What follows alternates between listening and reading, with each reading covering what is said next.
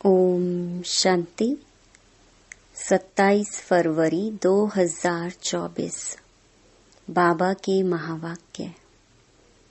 मीठे बच्चे, सदा बाप की याद का चिंतन और ज्ञान का विचार सागर मंथन करो तो नई नई पॉइंट्स निकलती रहेंगी, खुशी में रहेंगे।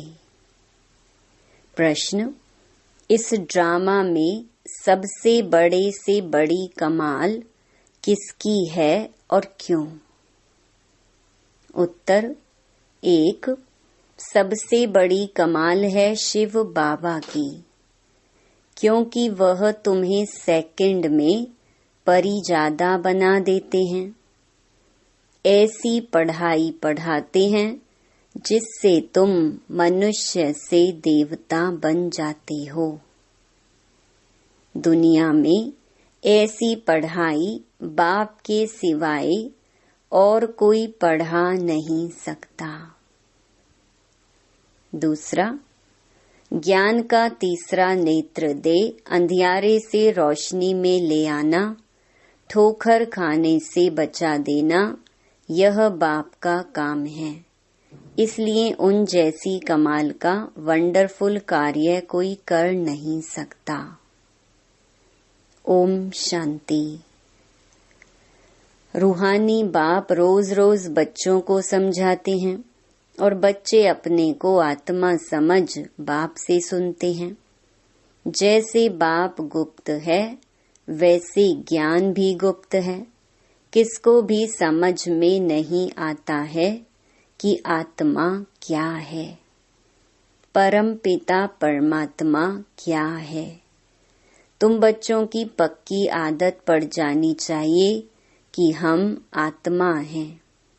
बाप हम आत्माओं को सुनाते हैं। यह बुद्धि से समझना है और एक्ट में आना है। बाकी धंधा आदि तो करना ही है। कोई बुलाएंगे तो जरूर नाम से बुलाएंगे। नाम रूप है तब तो बोल सकते हैं, कुछ भी कर सकते हैं। सिर्फ यह पक्का करना है कि हम आत्मा हैं। महिमा सारी निराकार की है। अगर साकार में देवताओं की महिमा है तो उन्हों को भी महिमा लायक बाप ने बनाया है। महिमा लायक थे, अब फिर बाप महिमा लायक बना रहे हैं। इसलिए निराकार की ही महिमा है।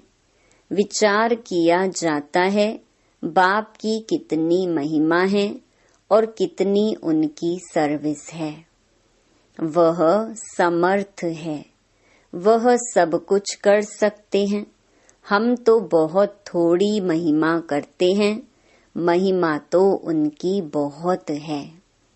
मुसलमान लोग भी कहते हैं अल्लाह मियाँ ने ऐसे फरमाया। अब फरमाया किसके आगे? बच्चों के आगे फरमाते हैं जो तुम मनुष्य से देवता बनते हो।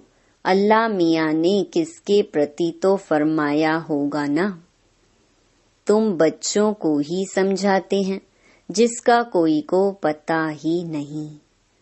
अभी तुमको पता पड़ा है, फिर यह नॉलेज ही गुम हो जाएगी।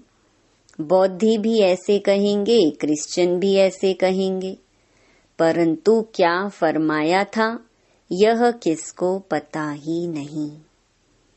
बाप तुम बच्चों को अल्फ और बे समझा रहे हैं। आत्मा को बाप की याद भूल नहीं सकती। आत्मा अविनाशी है तो याद भी अविनाशी रहती है। बाप भी अविनाशी है। गाते हैं अल्लाह मियाँ ने ऐसे कहा था, परंतु वह कौन है, क्या कहते थे, यह कुछ भी नहीं जानते। अल्लाह मियाँ को ठिक्कर भीतर में कह दिया है तो जानेंगे फिर क्या। भक्ति मार्ग में प्रार्थना करते हैं। अब तुम समझते हो जो भी आते हैं उनको सतो रजो तमो में आना ही है। क्राइस्ट बौद्ध जो आते हैं उनके पीछे सबको उतरना है, चढ़ने की बात नहीं। बाप ही आकर सबको चढ़ाते हैं।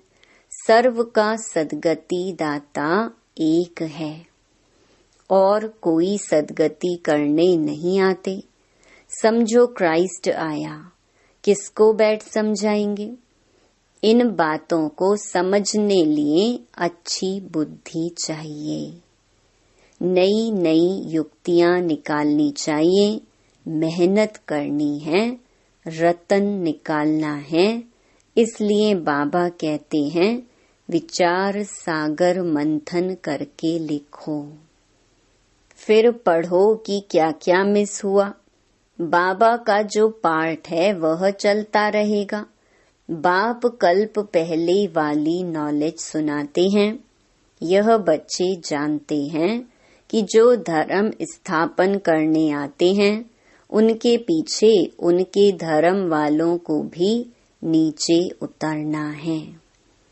वह किसको चढ़ाएंगे कैसे? सीढ़ी नीचे उतरनी ही है, पहले सुख पीछे दुख।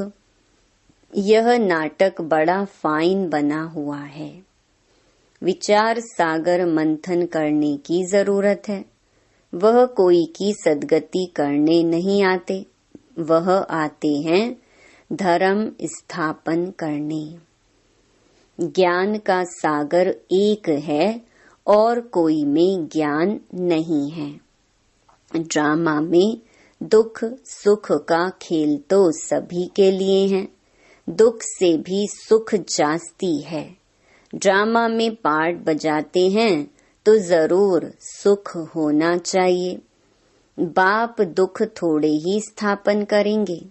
बाप तो सबको सुख देते हैं। विश्व में शांति हो जाती है।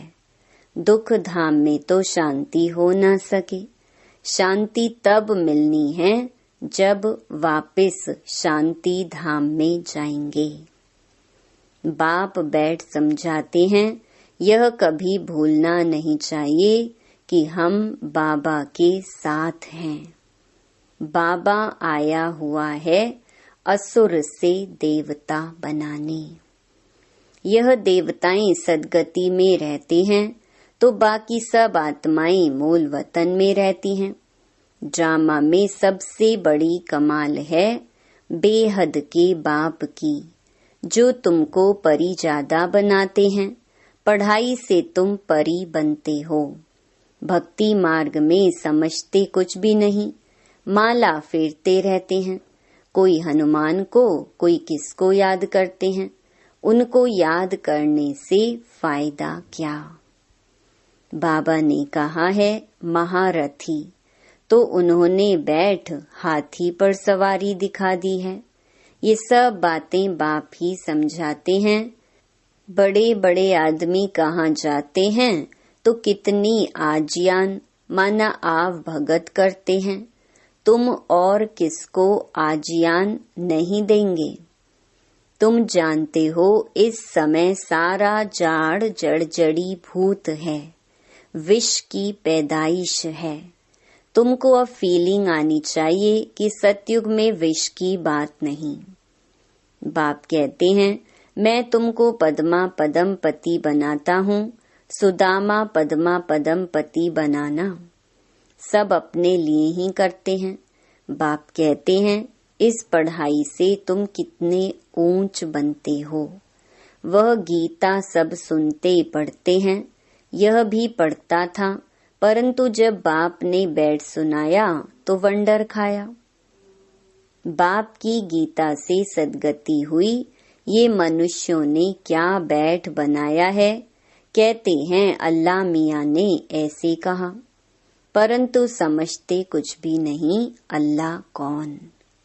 देवी देवता धर्म वाले ही भगवान को नहीं जानते हैं, तो जो पीछे आते हैं वह क्या जाने। सर्व शास्त्रमयी शिरोमणि गीता ही रॉन्ग कर दी है, तो बाकी फिर शास्त्रों में क्या होगा। बाप ने जो हम बच्चों को सुनाया वह प्रायलोप हो गया। अब तुम बाप से सुनकर देवता बन रहे हो। पुरानी दुनिया का हिसाब तो सबको चुकतू करना है। फिर आत्मा पवित्र बन जाती है। उनका भी कुछ हिसाब किताब होगा तो वह चुकतू होगा। हम ही पहले पहले जाते हैं, फिर पहले पहले आते हैं। बाकी सब सजाएं खाकर हिसाब किताब चुकतू करेंगे। इन बातों में जास्ती ना जाओ। पहले तो निश्चय कराओ कि सबका सद्गति दाता बाप है। टीचर गुरु भी वह एक ही बाप है। वह है अशरीरी। उस आत्मा में कितना ज्ञान है। ज्ञान का सागर सुख का सागर है। कितनी उनकी महिमा है वह भी आत्मा। आत्मा ही आकर शरीर में प्रवेश करती है।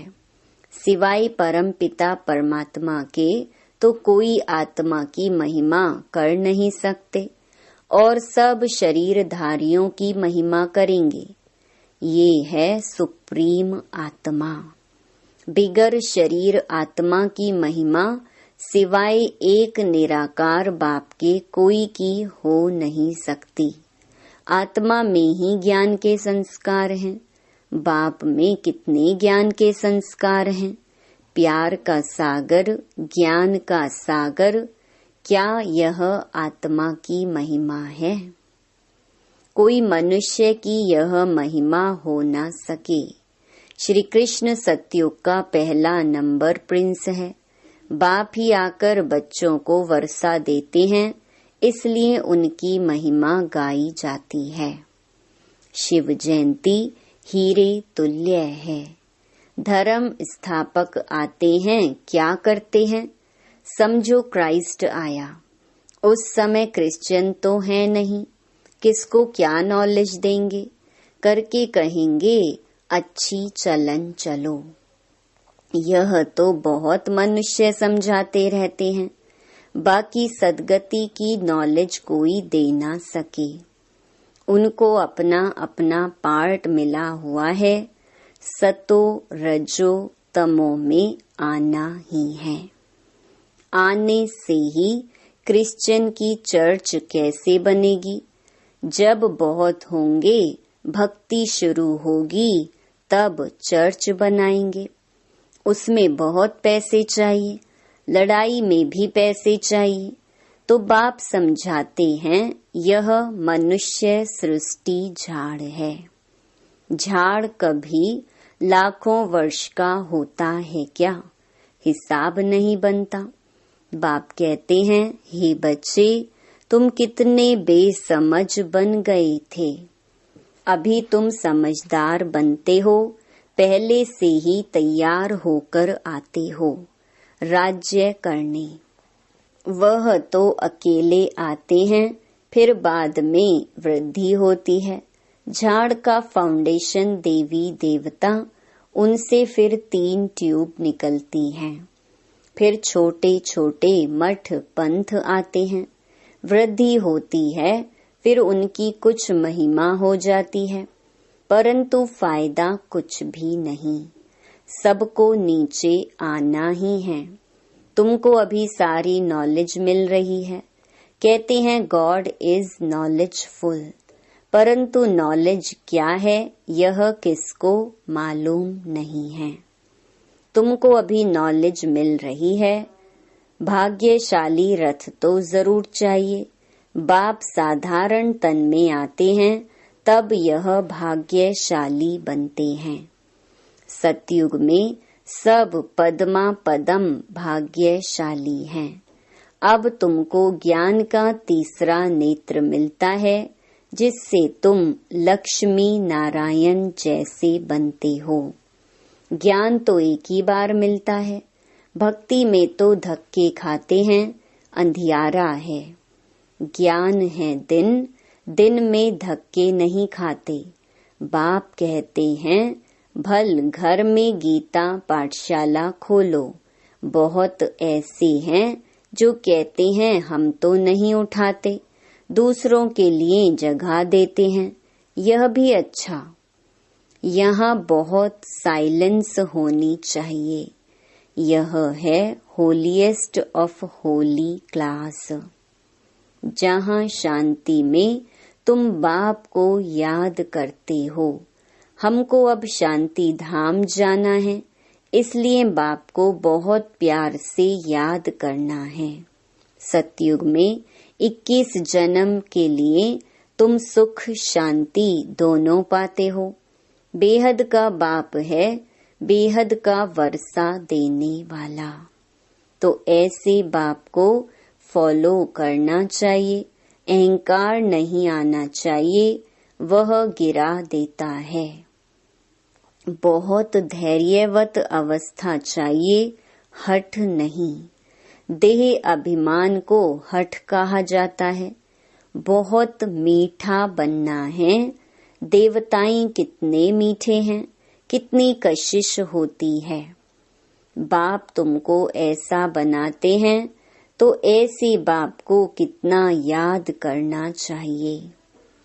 तो बच्चों को यह बातें बार बार सिमरन कर हर्षित होना चाहिए। इनको तो निश्चय है कि हम शरीर छोड़ यह लक्ष्मी नारायण बनेंगे। एम ऑब्जेक्ट का चित्र पहले पहले देखना चाहिए। वह तो पढ़ाने वाले देहधारी टीचर होते हैं। यहाँ पढ़ाने वाला निराकार बाप है, जो आत्माओं को पढ़ाते हैं। यह चिंतन करने से ही खुशी होती है। इनको यह नशा रहता होगा कि ब्रह्मा सो विष्णु, विष्णु सो ब्रह्मा कैसे बनते हैं। यह वंडरफुल बातें तुम ही सुनकर धारण कर फिर सुनाते हो। बाप तो सबको विश्व का मालिक बनाते हैं। बाकी यह समझ सकते हैं कि राजाई के लायक कौन कौन बनेंगे। बाप का फर्ज है बच्चों को ऊंचा उठाना। बाप सबको विश्व का मालिक बनाते हैं। बाप कहते हैं, मैं विश्व का मालिक नहीं बनता हूँ। बाप इस मुख द्वारा बैठ नॉलेज सुनाते हैं। आकाशवाणी कहते हैं, परंतु अर्थ नहीं समझते। सच्ची आकाशवाणी तो यह है जो बाप ऊपर से आकर इस गौमुख द्वारा सुनाते हैं। इस मुख द्वारा वाणी निकलती है। बच्चे बहुत मीठे होते हैं। कहते हैं, बाबा आज टोली खिलाओ। झझी बहुत टोली बच्चे। अच्छे बच्चे कहेंगे, हम बच्चे भी हैं तो हम सर्वेंट भी हैं। बाबा को बहुत खुशी होती है बच्चों को देखकर। बच्चे जानते हैं समय बहुत थोड़ा है। इतने जो बॉम्ब्स बनाए हैं वह ऐसे ही फेंक देंगे क्या? जो कल्प पहले हुआ था सो फिर भी होगा। समझते हैं विश्व में शांति हो, परंतु ऐसे तो हो न सके। विश्व में शांति तुम स्थापन करते हो, तुमको ही विश्व के बादशाही की प्राइज मिलती है। देने वाला है बाप। योग बल से तुम विश्व की बादशाही लेते हो, शारीरिक बल से विश्व का विनाश होता है। साइलेंस से तुम विजय पाते हो। अच्छा मीठे मीठे सिकिलधे बच्चों प्रति माता पिता बाप दादा का याद प्यार और गुड मॉर्निंग। रूहानी बाप की रूहानी बच्चों को नमस्ते। धारणा के लिए मुख्य सार। पहला, अपनी अवस्था बहुत धैर्यवत बनानी है। बाप को फॉलो करना है। किसी भी बात में अहंकार नहीं दिखाना है। देवताओं जैसा मीठा बनना है।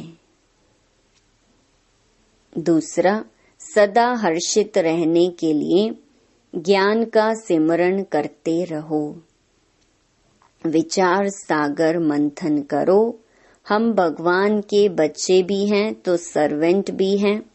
इसी स्मृति से सेवा पर तत्पर रहो।